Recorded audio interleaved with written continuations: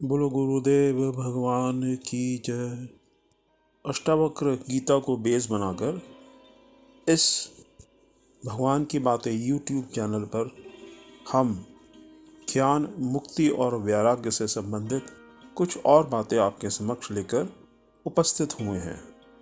अष्टावक्र गीता के पिछले एपिसोड्स में और इससे भी पहले कुछ एपिसोड्स में हमने वैराग्य संबंधी बातें करी थी। हमने ये कहा था कि संसार दुख रूप है।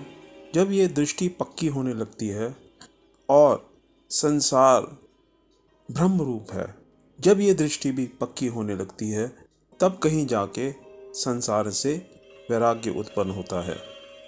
अगर इन दोनों में से एक दृष्टि भी रह जाए तो संसार में आसक्ति बनी रहती है और संसार से पूरी तरह वैराग्य नहीं होता है। हमने एक सिनेमा का उदाहरण दिया था। जब हम सिनेमा देखने जाते हैं तो हमें उसके अंदर सुख बुद्धि होती है। हमें अपितु पता है जो भी पर्दे पर हो रहा है वो सब झूठ है, मिथ्या है, परंतु हम सिनेमा में बहाव में बह जाते हैं और उन दृश्यों को सत्य समझकर उनके साथ भावनात्मक संबंध बना बैठते हैं। शराब, जुआ, तंबाकू, सिगरेट आदि सत्य हैं, परंतु हर तरह से दुख रूप हैं। हम ये जानते हैं, फिर भी हमारी उनमें आसक्ति हो जाती है और हम उन दुख देने वाले पदार्थों को, विषयों को भी अपना लेते हैं और संसार सागर में गोते लगाते रहते हैं। अगर हम संसार को दुख रूप और मिथ्या रूप समझ लें तो हमें संसार से विरक्ति हो जाएगी और हमारा मन भगवान में लग सकता है। भगवान कैसे सुख रूप है और संसार कैसे दुख रूप है, इसका जानना ही विचार है। इसी को विवेक बोलते हैं। जब इसको समझ में आने लगेगा कि भगवान सुख रूप है और क्योंकि मन स्वभाव से ही सुख ढूंढता है, तो ये भगवान को लक्ष्य बनाकर उसी में रमने की, उसी को प्राप्त करने की चेष्टा करने लगता है। अब संसार ब्रह्म है, इस पर थोड़ा सा चिंतन करते हैं। यूँ तो शास्त्र ने संसार ब्रह्म है इस बात को कई तरीके से समझाया है, लेकिन दो मुख्य तरीके जो संसार को ब्रह्म सिद्ध करते हैं वो ये हैं। शास्त्र ने ब्रह्म को भागों में बांटा है, एक संवादी ब्रह्म और विसंवादी ब्रह्म तथा दूसरा उपाधिक ब्रह्म तथा निरुपाधिक ब्रह्म। अब संवादी और विसंवादी ब्रह्म को समझाते हैं। एक दृष्टांत लेते हैं। मानो अंधेरे में दूर से किसी व्यक्ति को एक चमकती हुई वस्तु दिखाई दे, वो उसको हीरा समझकर उसकी तरफ दौड़े और वहाँ पहुँचकर सचमुच में उसे हीरा मिल जाए तो उसको बोलते हैं संवादी ब्रह्म। और वहाँ पहुँचकर अगर उसे हीरा ना मिले, कोई कांच का टुकड़ा ही मिले जो चमक रहा था, उसको बोलते हैं विसंवादी ब्रह्म। वो एक ब्रह्मात्मक वृत्ति लेके वो उस पदार्थ की तरफ दौड़ा तो सफल भी हो सकता है और निष्फल भी हो सकता है। तो शास्त्र ये समझाता है कि ये मनुष्य विषयों की तरफ दौड़ता है सुख प्राप्त करने के लिए, इस आशा से कि इसे यहाँ सुख मिलेगा, इन विषयों से सुख मिलेगा, तो कभी तो इसको सुख मिल जाता है। लेकिन वो सुख जो है वो दुख रूप ही होता है, क्योंकि वो बहुत ज़्यादा देर तक ठहरने वाला नहीं होता और दुख में परिणत हो जाता है, या दुख की निवृत्ति को ही सुख बोलते हैं। ऐसे में भी दुख थोड़ी देर के लिए निवृत्त होकर सुख की उपलब्धि का अनुभव करवाता है, लेकिन फिर वो भी थोड़ी देर का ही होता है।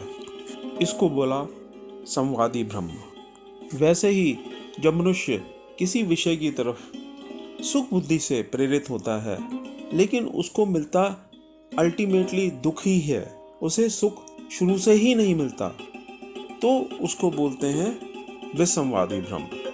सुख की आशा करी लेकिन मिला दुख, तो दोनों ही हालतों में इसके हाथ दुख ही आया। यानी संसार में जो सुख की प्रतीति है वो भ्रमात्मक है। सुख के नाम पर अंततः इसे दुख ही मिलता है। ऐसे ही शास्त्र दूसरा विश्लेषण करता है उपाधिक और निरुपाधिक ब्रह्म से। यानी कि संसार जैसा दिखता है वैसा है नहीं। इसके लिए भी एक उदाहरण लेते हैं। भरी दोपहरी में धूप में दूर से देखें तो सड़क पर या रेत में हमें पानी दिखाई देता है। हम वहाँ पानी लेने के लिए दौड़ें तो वहाँ पानी मिलता नहीं है। यानी हमारी पानी को लेकर जो दृष्टि थी वो भ्रमात्मक थी। अब हमें समझ आ जाता है कि वहाँ पानी नहीं है, हमारा भ्रम था, लेकिन पानी फिर भी वैसे ही दिखाई देता रहता है। बस इतना फ़र्क है कि हम उस पानी के चक्कर में अब नहीं आते और उसको लेने के लिए नहीं दौड़ते। उसको बोलते हैं उपाधिक ब्रह्म। ऐसे में वैराग्यवान को इस संसार में सुख दिखता है जैसे अज्ञानी को नज़र आता है, लेकिन उसको पता है यहाँ सुख है नहीं परंतु प्रतीत हो रहा है, तो वो सांसारिक सुखों के पीछे भागना बंद कर देता है। परंतु क्योंकि अज्ञानी को वो सुख वैसे ही प्रतीत होता है, तो जैसे जानवर उस पानी को देखकर भागते हैं और पानी ना मिलने पर तड़पते हैं, फिर थोड़ी दूर पानी देखने पर वैसे ही भागते हैं और अंततः भागते भागते प्यासे ही दुखी होके मर भी जाते हैं, तो अज्ञानी भी ऐसे ही संसार के विषयों की तरफ सुख बुद्धि करके दौड़ता रहता है और अंततः परेशान होके दुखों को ही प्राप्त होता है। अब निरुपाधिक ब्रह्म की बात करते हैं। इसमें भी एक दृष्टांत लेते हैं। सपनों में जो चीज़ हमें दिखाई देती है, स्वप्न के समय हमें वो बिल्कुल सत्य ही प्रतीत होती है। स्वप्न में जो पहाड़, पानी, जानवर, पति पत्नी, भगवान, राक्षस, देवता, जो भी हमें दिखाई देता है, यहाँ तक कि हमें अगर स्वप्न में अपनी मृत्यु भी दिखाई देती है तो भी सत्य प्रतीत होती है। और सपने के सुख और दुख वो भी हम जागृत की तरह से ही सचमुच में भोगते हैं, लेकिन जब हम जाग जाते हैं तब हमें प्रतीत होता है कि जो सपने में हमने पदार्थ देखे, अपने चाचा, ताए, मामा, बुजुर्ग, गुरुजन, जानवर, पेड़, पहाड़, जो कुछ भी देखा, जो कुछ भी हमें सपने में दुख और सुख मिले, वो सब वास्तव में मिथ्या थे। न हम सपने में मरे, न हमारा कोई सगा संबंधी मरा, सब मिथ्या मात्र था। लेकिन वो मिथ्या पदार्थ जागने पे अब हमें प्रतीत नहीं होते, हमें दिखाई नहीं देते। उसको बोलते हैं निरुपाधिक ब्रह्म। ऐसे में क्या विचारवान, विवेकवान, वैरागी और क्या अविवेकी, अविचारवान सपने के पदार्थों की, सपने के सुख और दुख की इच्छा करेगा या उससे सुखी या भयभीत होगा। कोई भी मनुष्य सपने के सुख भोगने में, सपने के पदार्थों के लिए ललायत नहीं होगा। ऐसे ब्रह्म को निरुपाधिक ब्रह्म बोलते हैं। मतलब ऐसे ब्रह्मात्मक विषयों में कोई भी रुचि नहीं रखता, उनकी तरफ कोई ललायत नहीं होता, उनको कोई भोगना नहीं चाहता। दृष्टांत और देते हैं। कोई आपको बताए कोई ऐसी चिड़िया है जिसके सिर पर पैर है और पंखों की जगह पूंछ है और पूंछ की जगह पंख हैं, तो क्या आप मान लोगे?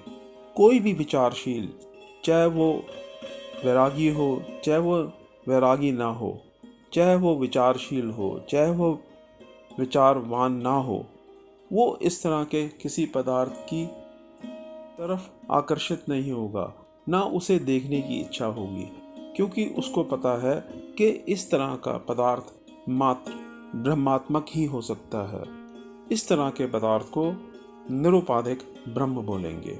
तो आज हमने संवादी, विसंवादी और उपाधिक और निरुपाधिक ब्रह्म के विषय में कुछ जानकारी हासिल करी। इसी तरह के कुछ विश्लेषणों का हम अगले एपिसोड में भी वर्णन करेंगे, उनके बारे में बात करेंगे। तब तक के लिए नमो नारायण।